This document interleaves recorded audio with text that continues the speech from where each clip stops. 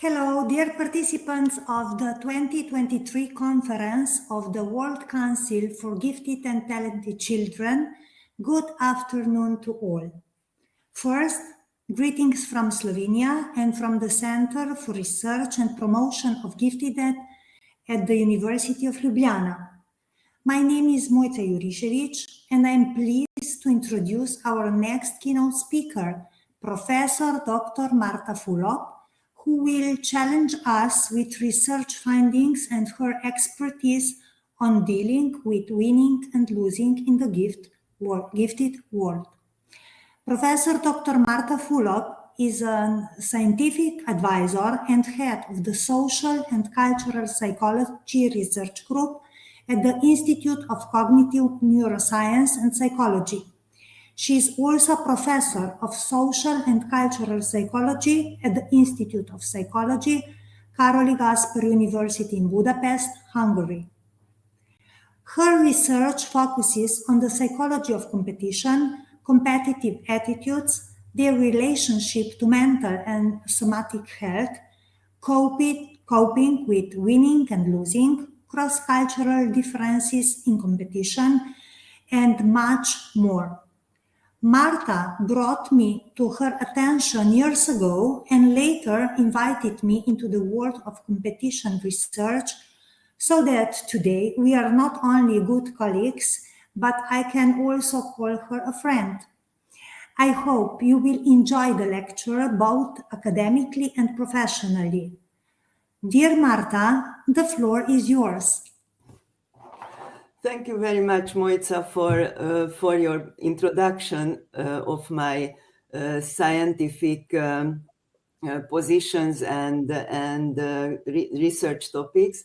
And good morning, good afternoon, good night to all of the participants who are listening to my talk in live and simultaneously with my talk.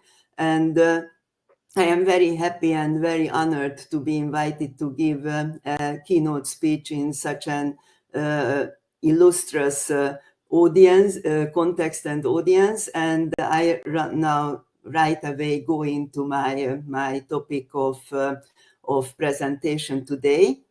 And the title of the talk is How to Cope with Winning and Losing in an Increasingly Competitive World, a Challenge for Those Who Educate the Gifted.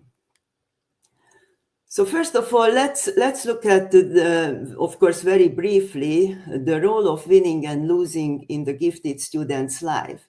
So all those people who deal with gifted students know that competitions and contests are often applied to identify and also to develop the gifted and the talented. And in order to be an accomplished and outstanding achiever, an individual has to go through an endless number of competitive situations while growing up and also in adulthood. So there are loads of academic competitions, different levels, school, district, nationwide competitions, Olympiads for the most gifted, entrance exams, admissions to prestigious schools, admission to gifted education programs, obtaining scholarship, music contests for the musically talented, sports contest. Of course, sports is competition itself.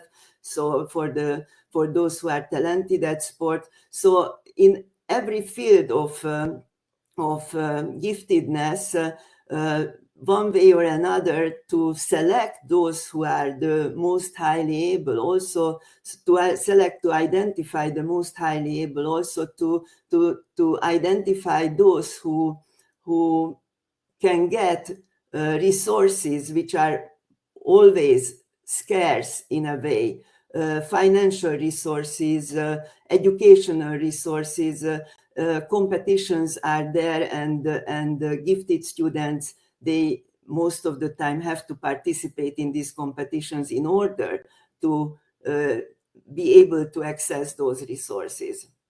Also, those who have exceptional abilities or above the average abilities, they evoke attention in their social environment, and there is always a kind of comparative process, a social comparison with their peers in their social environment, but also in the family with their siblings, if they have, in the school with their classmates, in extracurricular activities with all those who are there and participate. So if we think about these different kinds of competitions and contests, then first of all, to be clear that there are different competitive processes, we have to differentiate at least between two types of competitions: the so-called structural or institutionalized competitions, which are the contests or the entrance exams.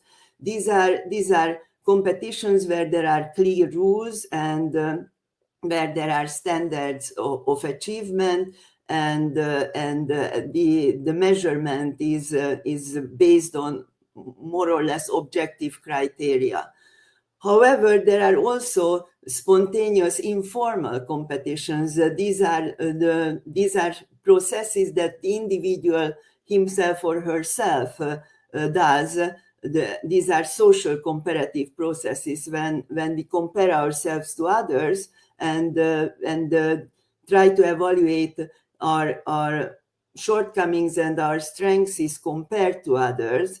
And this process, according to Festinger, who identified the social comparison as a process in a social context, may evoke a process which we can call competition when we don't want to be worse than others. In fact, we want to be slightly better than others. Now, this kind of social comparative process goes on inside the gifted and talented, but also, as I just mentioned before, it goes on from the perspective of the social environment as well, who constantly compare them with others. And also, in fact, this comparative process, of course, is present in the structured and institutionalized competitive processes as well. So if we think about these informal and formal competitions, these competitions always have a result. If it's a spontaneous comparative process, then the result that if I am better than others or better than those with whom I compared myself, I can declare myself a winner. And if I am worse than others in this comparative process, I can, quote, declare myself as the loser. But of course, if it is an institutionalized, structured competitive process, then winners and losers are declared by the institutional body that decides about the results of a competition. So comparing, being compared, winning and losing are basically overloaded, if I can use these expressions, experiences for the gifted, because they are the ones who are many times sent to participate in contests and competitions. Also, sometimes they can, as we explained, get to resources if they participate in these contexts and competitions. So both the comparative process in the social environment, both the institutionalized contests are abundant. And so the experience of being winner or loser is very much present. It's kind of overloaded. And compared to this, we know surprisingly little about how competitive attitudes and the ability to cope with winning and losing can contribute to the process in which gifted individuals become outstanding achievers while maintaining their subjective well-being in a heavily competitive socio-cultural context. So winning and losing, of course, is an experience that we can approach from an evolutionary perspective. Everybody experiences winning and losing in his or her life, not only the gifted, of course. And I would like to briefly show you a research which was carried out by David Matsumoto from the University of San Francisco, who is not only a professor of psychology, but also used to be the chair of the American Judo Association. And in this role of his, he went to the Athens Olympics, and he took with himself a professional sports photographer and asked this professional sports photographer to take pictures exactly the moments when the judo player recognizes during the match that he or she is a winner or a loser. And they published a book about this kind of research, which the title of which is The Thrill of Victory and the Agony of Defeat. And they wanted to catch the facial and postural expressions of the winners and the losers. And what they found was really interesting. They looked at the different level of winners, the gold and bronze medal winners. They found that they have different expressions, for instance, than those of the silver medal winners, because the gold and bronze medal winners, they directly won a match, while the silver medalist lost the match and could have been the one who gets the gold medal. So in a way, directly when they experience winning or losing, even if a silver medal, for instance, in the Olympics is a huge achievement, and of course is a winning position compared to many other participants, still the direct experience is more like losing. Now, what they found that those who are winners, they have a wide smile, they throwing arms in the air, which means in a way that they increase their size. Of course, in sports, the podium itself is expressing this kind of increasing in size, increasing in quote dominance. So the gold medalist stands on the top always, and for instance, the fourth doesn't get an increased position at all. So the silver medalist, who is in this context is a loser, has a less wide smile, a so-called Duchen's smile, false controlled smile, and the so-called losers are rather looking down, slumping their shoulders. They decrease their size in the context, expressing a kind of being subordinate. And what was really interesting, there was no cultural difference. And then they went to the Paralympic and they did the same kind of research. And they found that even blind athletes react with exactly the same facial expressions. So they facial and body expressions. So apparently their conclusion was that triumph and defeat displays are hardwired and may have evolved as a way of asserting a position in the social hierarchy. So when we are talking about winning and losing, of course, this is an experience which is universal, and we all experience it, and we all have different kinds of emotional and behavioral reactions to this experience. We did a research with the children between the age of 8 and 9, and we asked them, among others, to draw winners and to draw losers, to draw winning and losing. And it was very interesting to see how these 8-year-olds expressed losers and winners. And you can see that these drawings resemble quite a lot what Matsumoto and the professional photographer found in the Athens Olympics. So you can see that winners are higher up, and they are on the podium. One of the winners, you can see, throws his arm towards in the air. You can see that the winners are smiling, the losers are crying. You can see the size difference between the winner and the loser. And these drawings, you can see, are very expressive, expressive in terms of emotions. And this means that by the age of 8 and 9, children have their own personal experiences, and also, of course, from the media, they learn a lot about winning, what it means to be a winner and what it means to be a loser, and what kind of emotions are going together with these experiences. We also did this drawing research, and there is a drawing assessment method called PAIR, the multifactorial assessment of interpersonal relationships, and there are very different kinds of analysis possible with this method, but I just show you the scale of value when we effectively measure the size of the winner and the loser in the drawing. And we found that either irrespective of the winning or the losing drawing, children depicted the winners as significantly more valued figures. So this means that being a winner is highly valued. 8-9 years old know this, even if they are not explicitly aware of this, but they can express it in their drawings, and losing is a kind of losing value. Now let's deconstruct the phenomena of winning and losing. And what I have to tell you, there are very, very few, basically almost non-existent, systematic research on the psychology of winning and losing.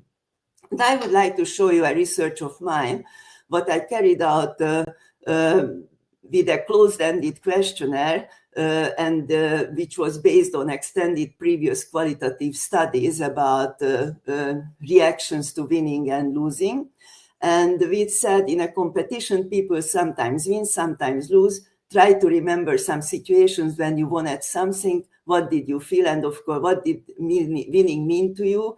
And it was a 5-point scale. And we asked, of course, the same about losing and winning. Situations were randomly presented to the respondents, and in both cases we listed a lot of emotions. We listed a lot of potential behavioral reactions to winning and losing. So basically we wanted to see the emotional consequences of winning and losing and the behavioral consequences of winning and losing. And we did this study with high school students and also with university students, altogether with 640 participants. And what we found was something that hasn't been described and structured previously in the literature like this. So we found that reactions to winning and losing are not just arbitrary, but they create patterns of coping with winning and losing. And we identified 3 different kinds of patterns of coping with winning and losing: the balanced coping, the narcissistic aggressive coping, and the avoidant coping. And now I will describe these to you in detail. So if you look at this model, let's put it that way, so you can see the different kinds of emotional reactions to winning and losing and the behavioral reactions to winning and losing that we identified based off this questionnaire. All these reactions, what you see, these are in fact scales, okay? So these are scales which had high Cronbach alpha, and also this was a confirmatory factor analysis. So these are just the names of the scales, and behind all names there are different kinds of emotions representing that type of reaction. So let's start with the balanced coping. What we found and considered the most adaptive type of coping with winning and losing. And you can see that that emotionally the winner reacts to winning with joy and pride, and this is a positive experience, but not an extensively, not an exaggerated positive experience, but a well-deserved joy and well-deserved pride over winning. And what we found that this type of emotional reaction goes together in case of losing, in terms of behavior, after experiencing the winning, going towards a new competitive situation, seeking for new challenges. So winning is not an end point in this respect, but it's a kind of stage after which you can continue and you can go into new situations where you can also measure and test where you are and experience if you experience winning again.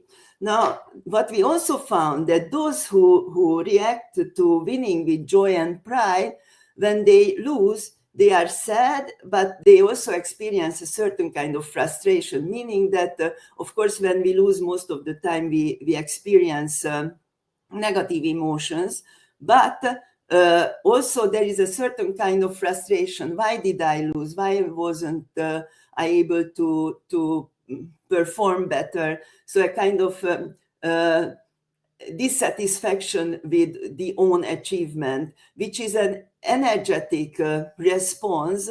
And we found that those who experience this kind of emotion when they lose, they tend to not give up after losing. They tend to continue. So like in case of winning, seeking for new challenges after that. In case of losing, continuing, standing up and working hard again to try to perform better next time. So this would be the balanced coping, and you can see that these 4 different types of reactions, the emotional and the behavioral reactions, they are all related to each other. So they create a kind of pattern. Now let's go to the middle of my chart, and you can see the narcissistic coping. And in case of the narcissistic coping, you can see that the winner reacts to winning with self-enhancement, with superiority, with looking down upon the losers, with malicious joy. And this is a reaction which goes together in case of losing with aggression towards the winner. So in fact, the emotions are not related to the person's own achievement, but they are related to the others, the winner's achievement, and there is hate, anger towards the person who is the winner in this case. And we also found in our research that this type of reaction goes together many times with the conceptualization of the rival as an enemy. And the third type of coping with winning and losing is the avoidant. And at the beginning of our research, this was really surprising, because when you think about winning, what most of the time comes into your mind is the positive experience. So there is no problem with winning. Most of the time when you think about competition and you think about the result, parents and educators and friends and colleagues and ourselves, we tend to focus more on losing. I mean, that's a problem. That's a difficult situation to be a loser. We normally don't think about it may be also difficult to be a winner. And what we found, and it was very clear in our results, that there is a type of reaction, a pattern of reaction, which is embarrassment in case of being a winner, not a pleasant experience to be a winner. Most of the time, this goes together in our research with a kind of fear of the social context reaction, that I'm not going to be loved by them because of being a winner. Also, because it's an unpleasant experience, we found that it goes together with trying to avoid, at the behavioral level, trying to avoid new challenges, trying to avoid competitive situations in which it can happen that the person will be a winner. And in case of losing, this reaction, being embarrassed over winning, this goes together with self-devaluation in case of losing, that I am not good, I am incompetent, I am a failure, this kind of emotions. And at the behavioral level, losing self-confidence and giving up, not to continue. So what you can see here, that in case of the balanced coping, either if it is winning, if it is losing, there is always a continuation. It's not the end result. You see that now I won, it's okay, now I lost, it's the end of the world. But there is always a continuation, a process. However, when it comes to the avoidant coping, you can see that winning once, being a winner once creates a motivation not to be again. And in being a loser once, quote, of course, once, creates more like a motivation not to be a loser again, just giving up, not to go into the process and giving up. So these are 3 different types of coping, and this is a kind of structural approach when you experience around you or in your life winning and losing. to see what kind of reactions you experience or your students or your clients experience. And by simply identifying this, it can be already helpful. So from a simple concept of winning and losing, we go towards a more complex view. So we can say that winning is not always a positive experience for everyone. Losing is not a heavily negative experience for everyone.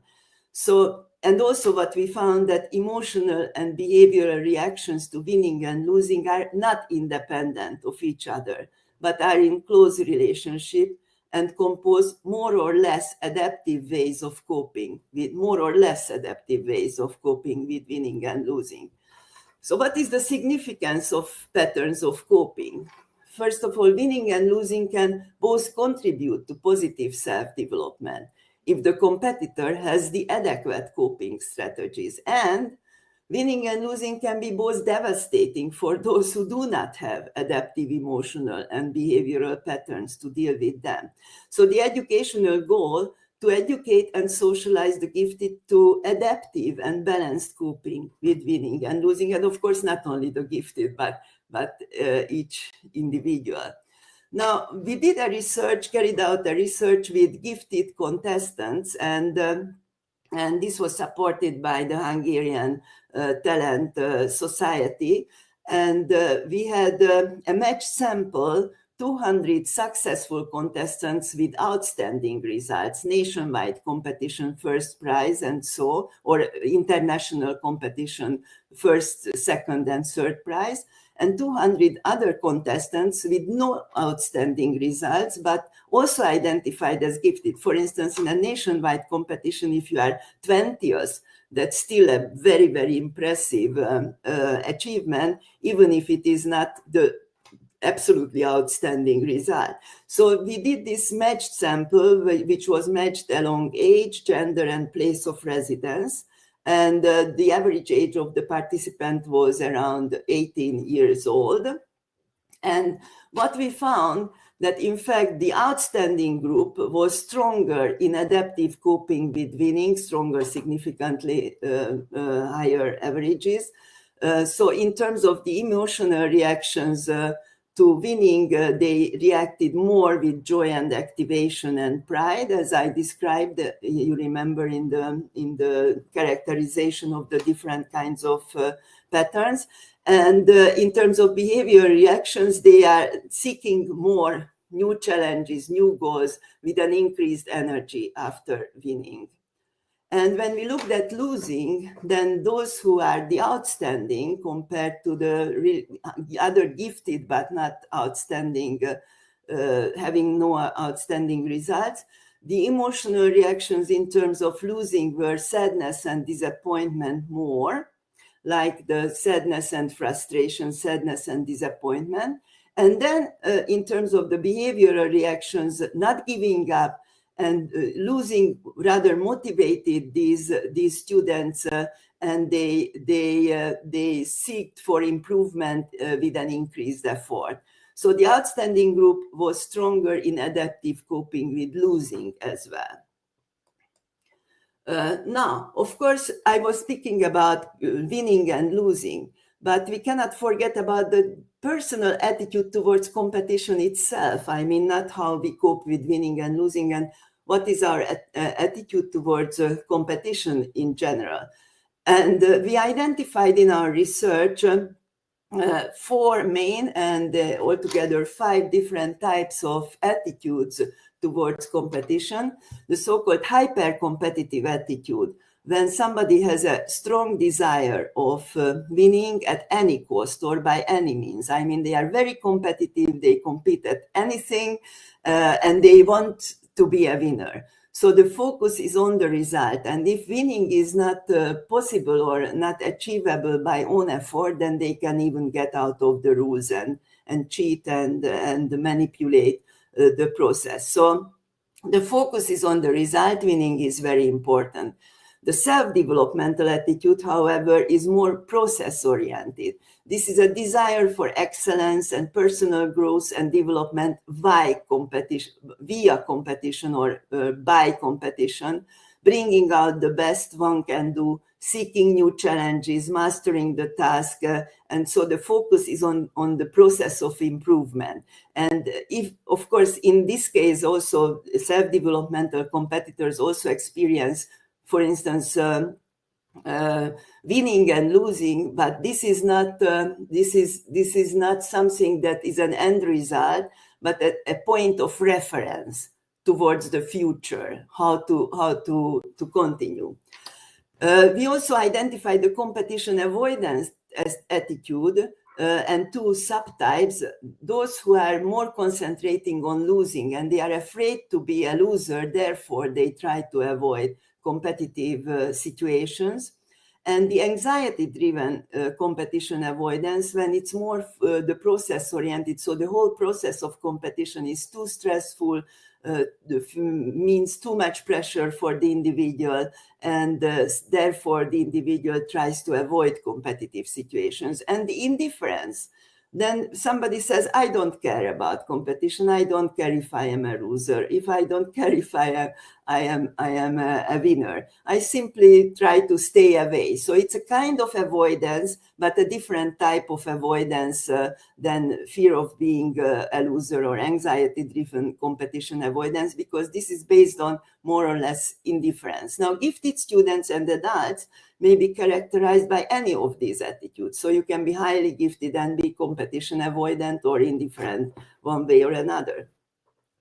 So we also looked at these competitive attitudes and compared those two groups, what I mentioned, those who are the outstanding achievers and the non-outstanding achievers. And we found that the outstanding contestants, they were higher in the self-developmental competition scale. In terms of hyper-competitiveness, we didn't find significant difference between the two groups.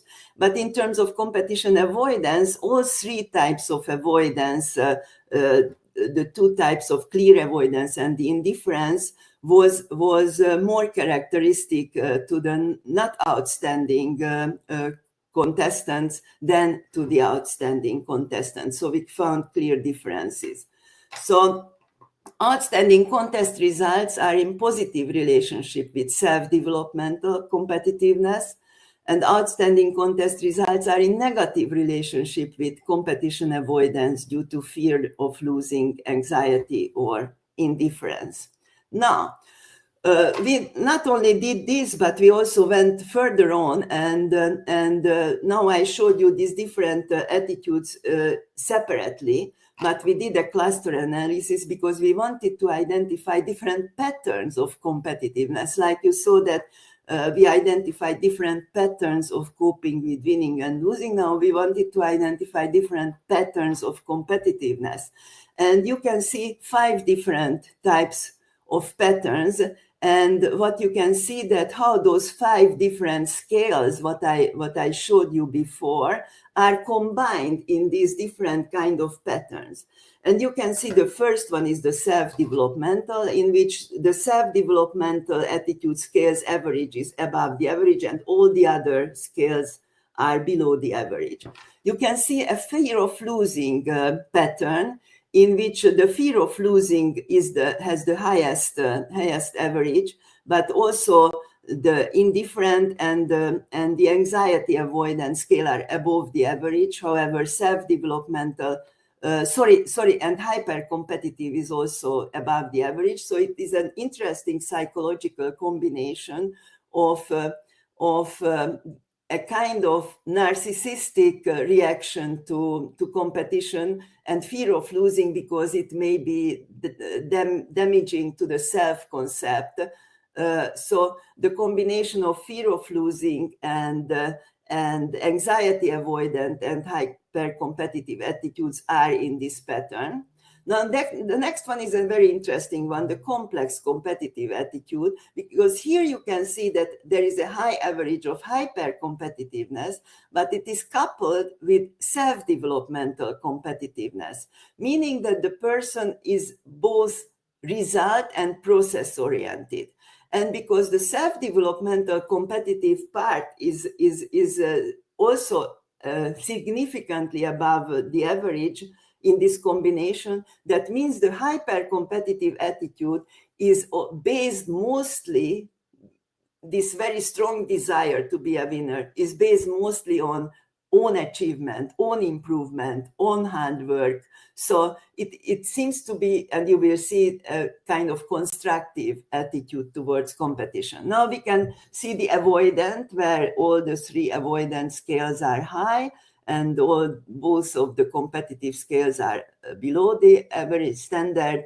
And the neutral reaction, when only indifference is above the standard line, and all the others are negative. Now, let's see what we can do with these patterns. So just to make it clearer, so we identified two competition approaching constructs, self-developmental and complex competitive, two clearly avoidant, the avoidant and the fear of losing pattern. These are with high school students, and the indifference, which is not approach, not avoidance, clearly. So are these competitive attitude patterns and coping with winning and losing related? So we can see if there is something that is a combination of these two types of approaches, how people relate to competition.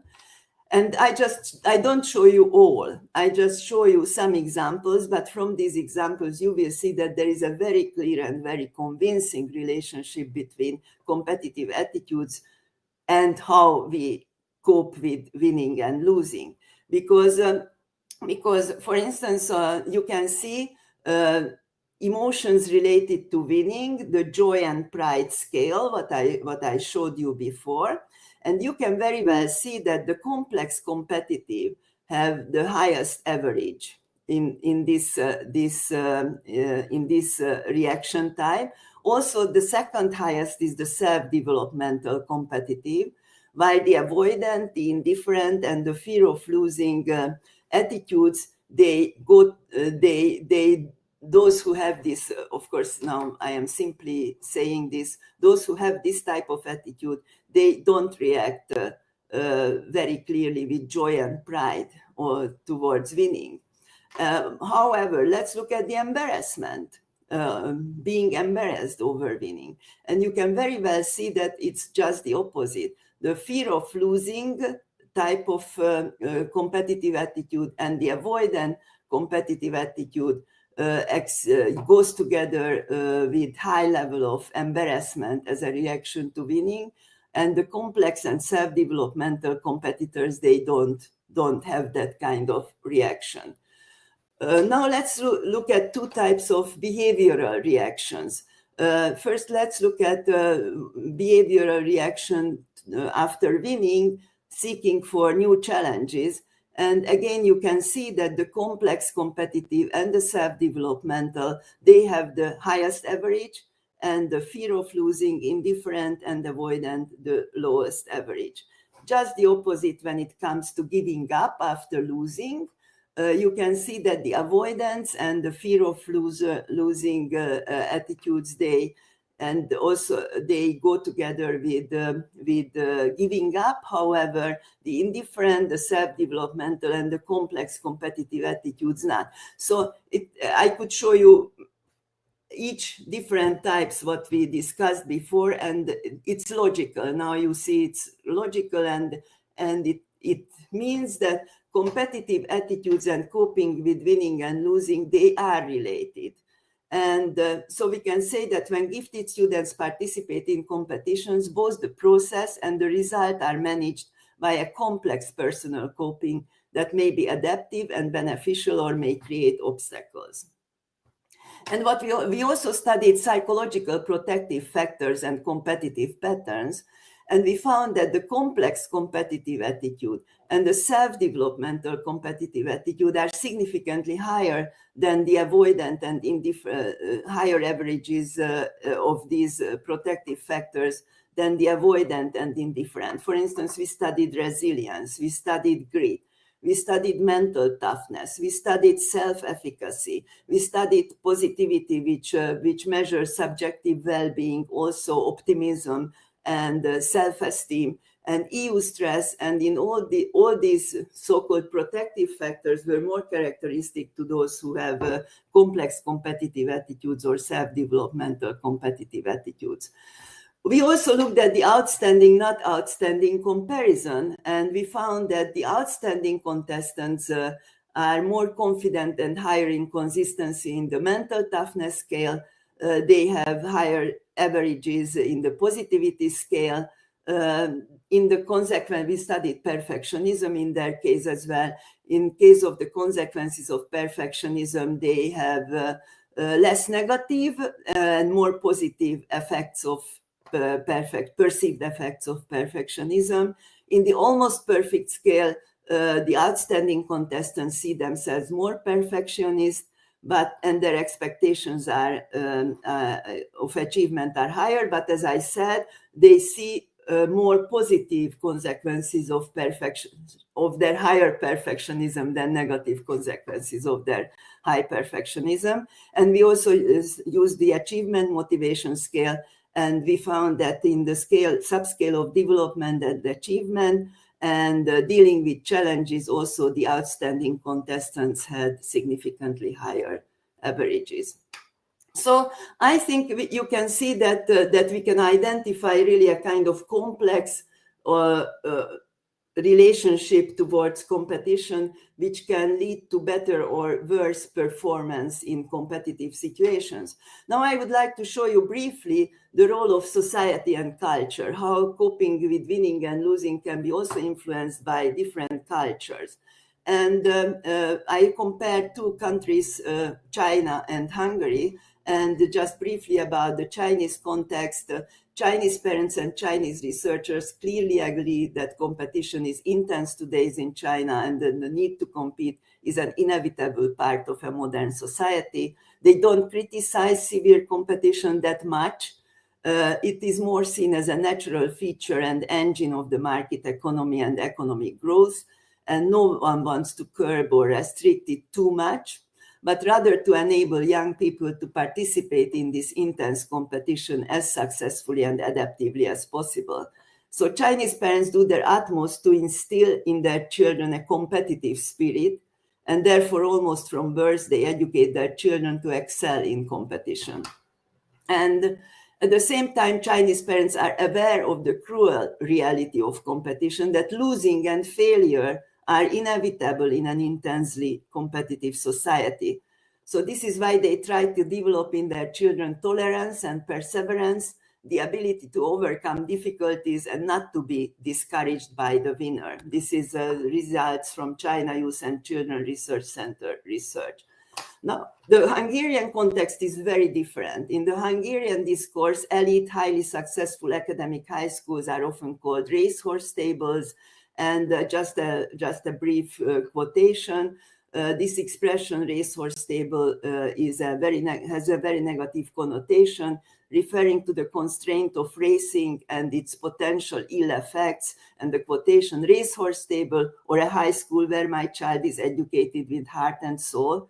It is in vain if there are fantastic test and contest results, if your child's psychological health is destroyed. So this is the kind of discourse what you find in Hungary. Now let's see, we did the research with the coping with winning and losing questionnaire in China and in Hungary, both with university, high school students and university students, altogether several hundreds of participants in both countries. Now let's look at the high school student results. And I show you some bits and pieces, of course, that first reactions to winning of high school students and behavioral reactions. And you can see that I relax after winning, I work less hard. The average significantly is higher by the Hungarians, while I try to continue improving myself after winning is significantly higher by the Chinese. In case of losing, we compiled a so-called inferiority scale based upon the different answers, which consisted of such reactions like feeling inferior, repressed, bad person, stupid, guilty, looked upon, down, and so on and so forth. And you can see that, interestingly enough, the inferiority scale, so these kind of strong negative emotions after losing, are significantly higher among the Chinese. But when you look at the behavioral reactions to losing, this is an interesting kind of not logical relationship, because the Chinese who react with more negative emotions, more inferiority in case of losing, you will see what they say about forthcoming behavior. Losing energizes me. Next time I put more effort in it and work harder. I face it and try to learn from losing. I maintain my confidence and composure. I am determined to win next time and try to improve myself. Pay attention to winning as a result and improve as a process. Both are present. And in all these statements, Chinese have significantly higher average than the Hungarians, and where the Hungarians are higher, I tend to give up early in competitive situations and I lose my confidence and composure. Now let's look at the university students, and you can say this kind of validates the previous results. So again, bits and pieces. Behavioral reactions to winning, the Chinese are higher. Winning gives more energy for the future. I start to work even harder.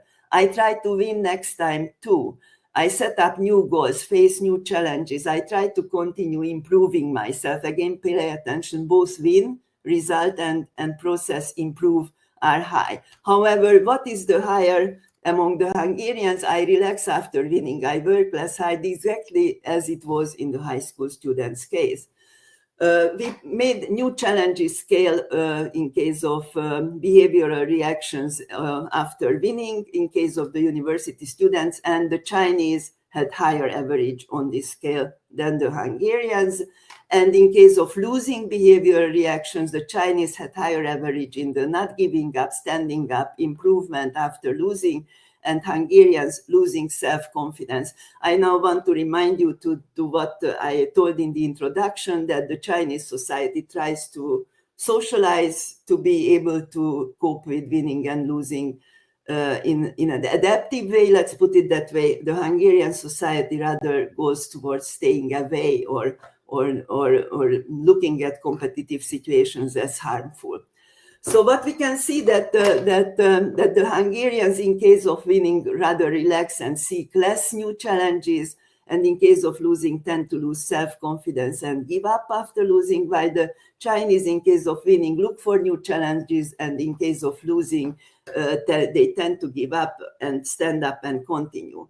Now, we also found gender differences in case of the Chinese. You know that in China there was the one-child policy, and my participants in this Chinese research were mostly one children in a family, and we found that the Chinese girls react to winning with more looking for more new challenges than Chinese boys, while there is no gender difference in the Hungarian case. And the Chinese girls tend not to give up and continue after losing more than the Chinese boys. However, Hungarian girls tend to rather give up more than boys. So you can see that there is a different kind of socialization and more empowerment of girls in case of in a family there is only one girl and there is no boy. We did a study with Chinese mothers who have 4 to 9 years old children. This was an interview study, and we wanted to see what kind of socialization goals, this is a very recent study, they have towards their children, what kind of competitive attitude they want to socialize, how they want their children to react to winning and losing. And you can see they are very much in harmony with what we saw among the high school and the university students. Just to give 2 examples, because I am approaching now the end of my talk. So in case of winning, they want them to look for new challenges, not to stop, continue after winning, keep up good work, continue improving. In case of losing, not to give up, learn from failure, grow from mistakes. Losing makes stronger, they say. Losing is better for growth. Keep working hard. And winning is not the main goal. Process, effort are what count. And be modest winner, not arrogant, not showing off, no superiority, not too much pride. Altogether, learn to cope with winning and losing, face winning and losing calmly, take them as natural part of life. These are based on content analysis. So you can see that a social discourse that provides guidelines to parents and potentially educators shapes socialization practices as well. Now I am finishing with educational goals. So make the gifted student understand that competitions, winning and losing, are inevitable part of the life of the gifted.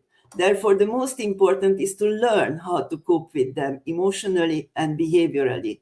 Balanced coping is to be promoted together with a process-oriented self-developmental attitude or a complex competitive attitude that focuses both on the process and the result.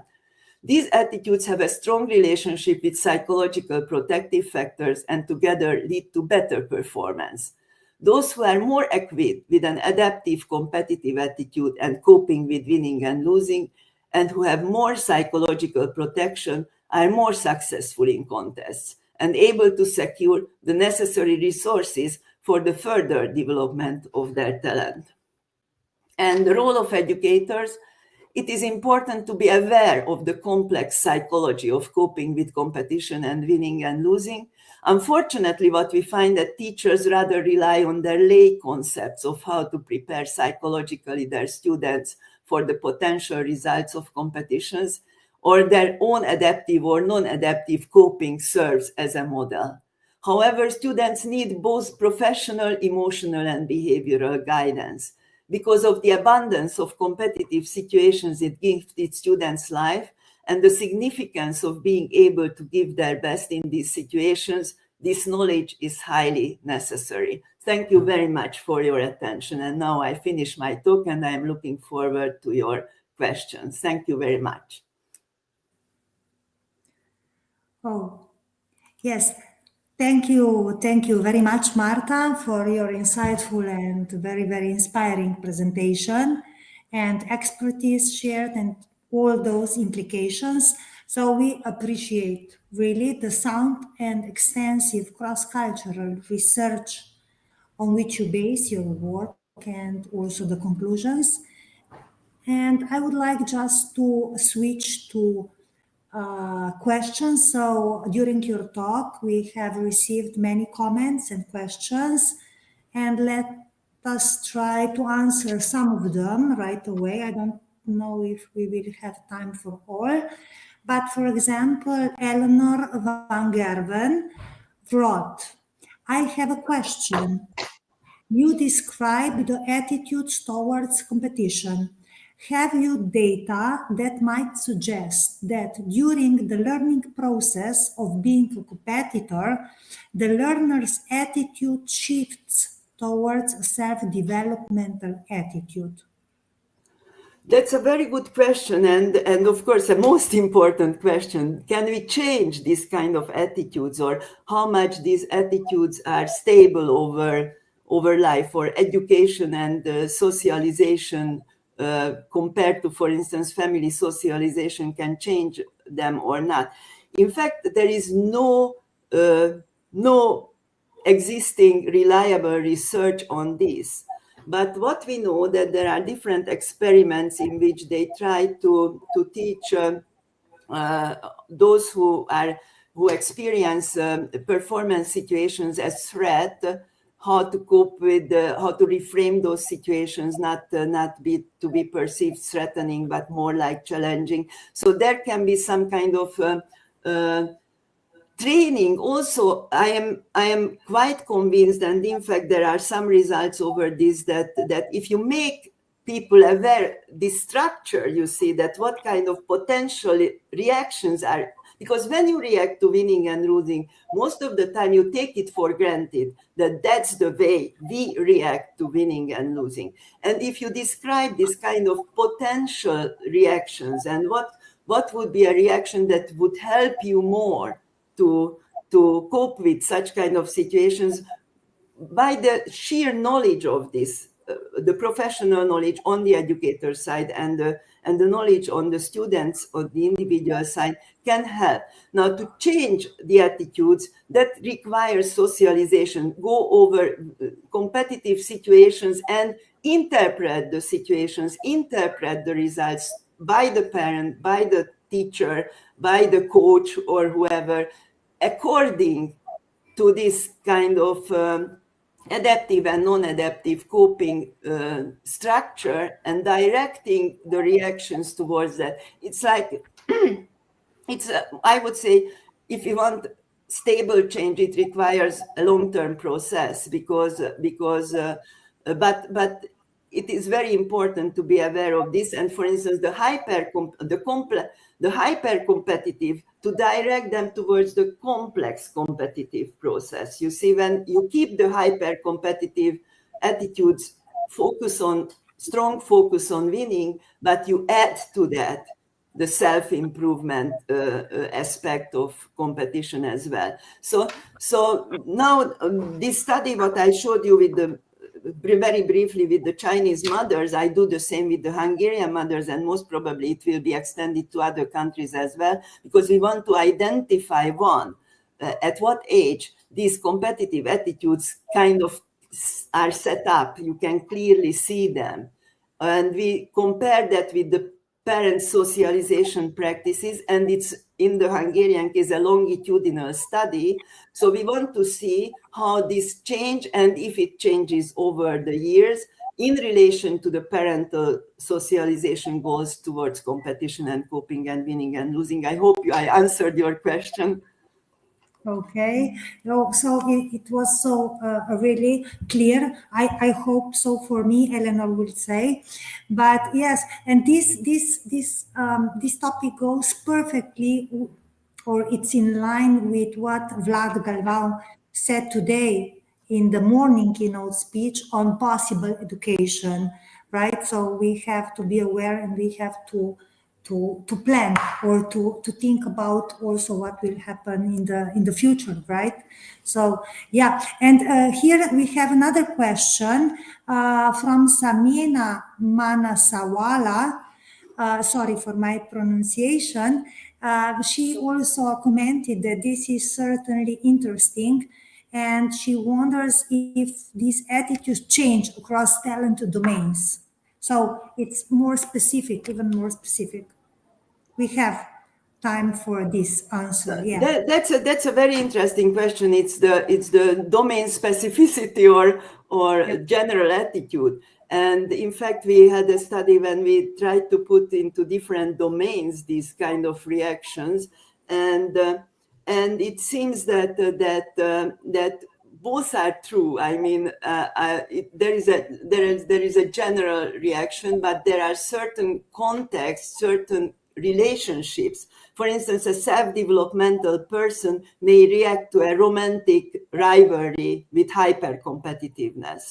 So as our self-esteem is also can be different in relation to different areas of our life or different competencies. Where we are more confident, it's easier to be self-developmental. Where we have less confidence, it's easier to react with a hyper-competitive attitude if we are challenged. So depending on our different domains, these kind of attitudes, yes, can be different, but also there is some kind of generality in them.